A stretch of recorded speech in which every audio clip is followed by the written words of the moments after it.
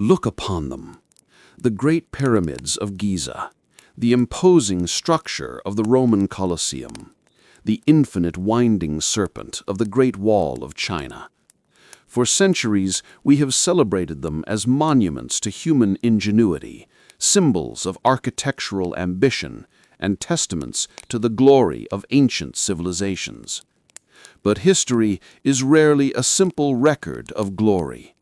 Behind every colossal stone, every perfectly carved archway, every mile of reinforced brick, lies a different, darker story. A story etched in the blood, sweat, and despair of millions. These wonders were not merely built, they were bought. Bought at a terrifying price. The price of human life, dignity, and freedom. Today, we peel back the polished facade of legend. We will not just admire the architecture. We will confront the brutal reality of the construction camps, the staggering death tolls, the political oppression, and the economic drain that forged these icons. We are about to ask, when does a monumental achievement become a memorial to atrocity? We begin where civilization itself was defined by stone and sand, a place where the sun was less a source of light and more an unforgiving master. We journey to the banks of the Nile, to the desert where an entire kingdom bent its knee to the whims of a single god-king. Khufu's Great Pyramid stands as the single most massive building ever constructed by humanity. It's a mountain of precision, containing an estimated 2.3 million stone blocks, some weighing upwards of 80 tons. The prevailing myth, the one etched into the public consciousness by Hollywood, is that this entire enterprise was powered by whips and the relentless agony of enslaved people. But the truth, as always, is more complicated and perhaps more disturbing. Archaeological evidence, particularly the discovery of worker cemeteries and bakeries near the Giza Plateau, strongly suggests that the core workforce were not foreign slaves, but highly organized Egyptian laborers. They were skilled, they ate meat, a luxury, and they received medical care. This was a centralized national project, not a collection of ad hoc forced labor. But do not mistake organization for benevolence. While they may have been compensated and housed, this was a national service, a form of state-mandated conscription, carried out under crushing conditions. It was a mobilization of an entire nation's manpower for decades. The work itself was lethal. Imagine quarrying massive stones under the scorching Egyptian sun, moving them across the desert on wooden sledges, and then hauling them up constantly steepening ramps. Accidents were constant. Crush injuries, bone fractures from falling blocks, and spinal damage from years of continuous, back-breaking labor were endemic. Analysis of the skeletons found in the worker cemeteries tells a harrowing story. Many workers exhibited healed but severe fractures, meaning they were cared for but returned to work. The average age of death was tragically low. For the tens of thousands working at any given time, the environment itself was an engine of attrition. Historians estimate the total labor force spanned over 20 to 30 years. Even with the best intentions, the sheer scale of the operation demanded a relentless, unforgiving pace. A worker in ancient Egypt may not have been a slave, but they were certainly a disposable resource in the eyes of the divine pharaoh. The true cost was not just counted in lives, but in the complete subjugation of a budding nation's entire economy. The pyramids were a black hole for resources. The sheer organization required to feed, house, and manage 20,000 to 40,000 workers demanded an unprecedented redirection of agricultural output. Every harvest, every trade transaction, every resource allocation ultimately bent toward supporting the pharaoh's eternal resting place. This immense centralization of power, while uniting Egypt, simultaneously placed an enormous unsustainable burden on its populace. For generations, the wealth and energy of the kingdom were invested not in infrastructure for the living, but in preparing a magnificent home for the dead. The pyramids were more than tombs. They were a powerful, terrifying tool of statecraft. Egypt was a new kingdom, a newly unified entity. What better way to cement the pharaoh's authority, his divine connection to the sun god Ra, than by involving every sector of society in a project so massive, so challenging, that success itself became the identity of the state? The pyramids unified Egypt, but only by demanding absolute obedience and sacrifice from all its citizens. They forced a diverse people to work, suffer, and ultimately die for a single, overwhelming religious and political vision. We leave the silent desert for the deafening roar of the Roman Empire. An empire that prided itself not on the subtle power of religion, but on the explicit, overwhelming power of blood sport. The next wonder was not a monument to death in the afterlife, but a theater of death in the here and now. The Colosseum. Opened in 80 AD, the Flavian Amphitheater, the Colosseum, was Rome's gift to itself, a structure of genius utilizing new concrete technologies and complex engineering to manage 50,000 to 80,000 spectators and host events ranging from mock sea battles to theatrical executions. But its foundations were laid in stolen wealth and human misery.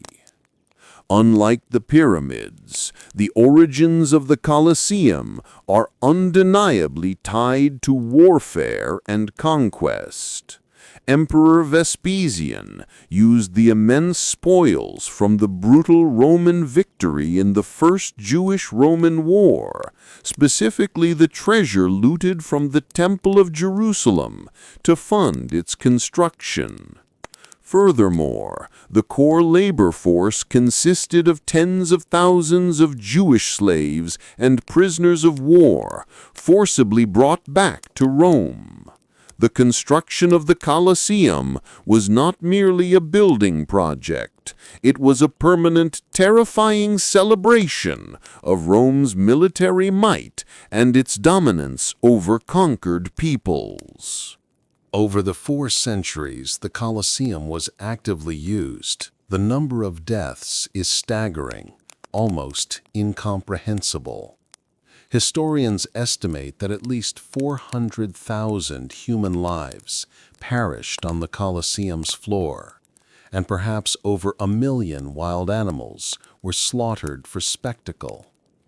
The victims included professional gladiators, often slaves or prisoners, who faced a brutal, short-lived career. But the death toll extended far beyond them. Christians, political dissidents, and common criminals were routinely executed in elaborate public spectacles known as damnatio ad bestias, condemnation to beasts, or creative, brutal theatrical deaths, serving as a chilling warning to anyone considering resistance to the empire. The Colosseum was an engine of death, designed to consume life as casually as it consumed time. The most chilling aspect of the Colosseum was its political function. The games were the ultimate application of the panem et circenses principle, bread and circuses. By providing free grain and free spectacular entertainment, Roman emperors distracted the enormous, volatile population of the capital city from the deep-seated political and economic problems of the empire. The cost of running the games, financing the gladiators, transporting the beasts, paying for the maintenance, was astronomical. This expense drained the imperial treasury, but it secured the emperor's popularity and prevented rebellion. The constant need for wild animals, lions, tigers, bears, rhinoceroses, led to the near-total extinction of certain species in North Africa and the Middle East. The animals themselves were a logistics nightmare: captured, shipped, housed, and ultimately killed. The entire spectacle was built on a pyramid of consumption and destruction, all to satisfy the insatiable Roman thirst for blood. Yet, the structure itself is a marvel. Roman concrete, far superior to modern versions, allowed them to build the Colosseum's immense arches and foundations. This architectural triumph was made possible by the efficiency of their organizational structure and the limitless supply of uncompensated labor. It is a dual legacy, the height of Roman engineering sitting on the depth of Roman moral depravity. From the blood-soaked sands of the arena, we turn our gaze eastward, to a different kind of ambition, an ambition not of conquest or divine wresting, but of absolute, obsessive, desperate defense. This monument is not famous for its individual events, but for the sheer, unrelenting scale of its attrition. We journey to China, the land of the Great Wall, a structure so vast it is not merely a boundary, but, terrifyingly, the world's longest graveyard. The structure we call the Great Wall of China is a misnomer. It is not one continuous wall, but a vast, complex system of fortifications, trenches, natural barriers, and barracks built and rebuilt over 2 millennia by various dynasties. We focus primarily on the 2 great building periods: the original frantic efforts under Qing Shi Huang, 221 to 206 BC, and the monumental final construction under the Ming Dynasty, 1368 to 1644 AD. From the very beginning, the wall was a project of unimaginable human cost. The workforce was comprised primarily of common peasants conscripted for mandatory labor, soldiers stationed permanently at the frigid northern frontier, and, most tragically, criminals and political prisoners sentenced to the wall as a life sentence. Under the Qing dynasty, work camps were death camps. The conditions were monstrous.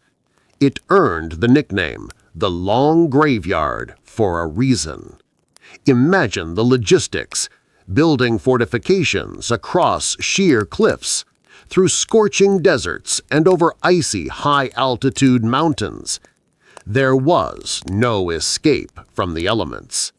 Exposure, starvation, exhaustion, and disease were the primary killers. The sheer difficulty of supplying such a massive, spread-out labor force meant food was scarce, and diseases like typhoid or dysentery ripped through the camps. It is estimated by historians that during the intense building phases, up to 1 million people died building the various sections of the wall. The grim legend holds that the bodies of the dead were often simply interred within the wall's own foundations, mixing their bones with the mortar and earth, a permanent, anonymous sacrifice to the empire's defense. While debated by some, the legend itself speaks to the popular horror and trauma associated with the project. What makes this human toll even more tragic is the wall's systemic inefficiency. The very project meant to defend China against nomadic invasions, ironically, became a primary cause of internal instability. The constant conscription and taxation to fund the endless rebuilding and maintenance led to massive peasant revolts. The wall strained the Chinese economy and its social contract to the breaking point. Furthermore, the wall was often bypassed, corrupted, or simply outflanked. The Ming dynasty eventually fell not because the wall failed to hold, but because a general opened one of the gates to a Manchu army. The Great Wall is ultimately a monument to fear. The fear of the northern barbarians and the fear of the central government's total control over its citizens. It defined the Ming Empire, but it also exhausted it, consuming generations of human capital and national wealth in a project that ultimately could not save them from their own internal decay. Pause for a moment. Pyramids, unifying a nation for eternal rest. The Colosseum, distracting a populace with eternal bloodshed. The Great Wall, exhausting an empire for defense. 3 different civilizations, 3 different motivations, yet the same cost. The systematic normalization of the disposability of human life. The price of glory is almost always paid by those least able to afford it. When we look at the 7 wonders of the world, or the great wonders of history, we must adjust our focus. These are not merely records of architectural genius. They are definitive statements on the power of the state. They are testaments to the incredible resilience of the human spirit to endure unspeakable suffering, but also to the ruthless capacity of human leadership to inflict it. The lesson is not to tear them down. The lesson is to remember who built them. The anonymous thousands crushed under limestone in the desert. The nameless prisoners torn apart by beasts for political theater. The condemned workers whose bones litter the mountains of China. The true measure of a civilization's greatness should not be the height of its monuments, but the quality of life enjoyed by its most vulnerable citizens. The darkness is part of the light. We cannot admire the wonder without acknowledging the cost. Next time you see a photograph of one of these icons, remember the shadow they cast. If you want more history that challenges the narrative and confronts the darker truths of the past, make sure to like this video and subscribe. Your support helps us keep the history unvarnished. Thank you for watching.